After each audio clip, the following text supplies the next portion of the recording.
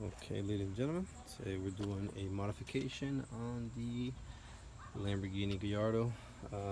This is going to be in addition to the spark plugs. So these are the secondary downstream, and sometimes they throw a coat on because of the straight pipes. So to fix that, we have two extenders, which should help, especially since this being an NA should not be as sensitive. So we're going to put those on there. To do that, you need a 22 millimeter socket. I mean, not socket, wrench. We can usually use one of those spark plugs. So that's what we're going to do right now. And just to show you, this is the same size. It's perfect. Alright, turn these bad boys a bunch of times. Seller decides they want to come out.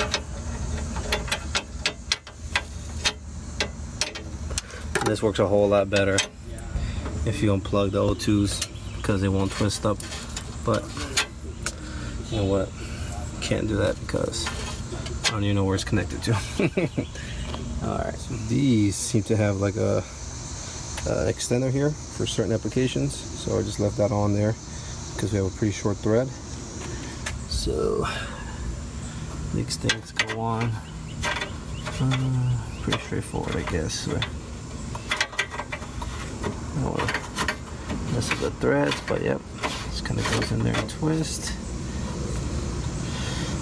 Hopefully I get to leave it. Damn it. Might work, that might work, but that might not work. Yeah, that ain't gonna work.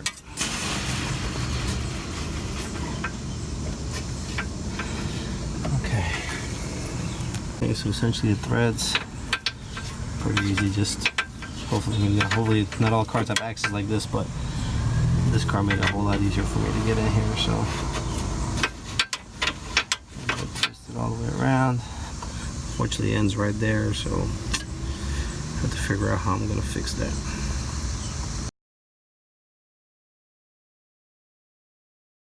Okay, after struggling like a motherfucker, got them on finally.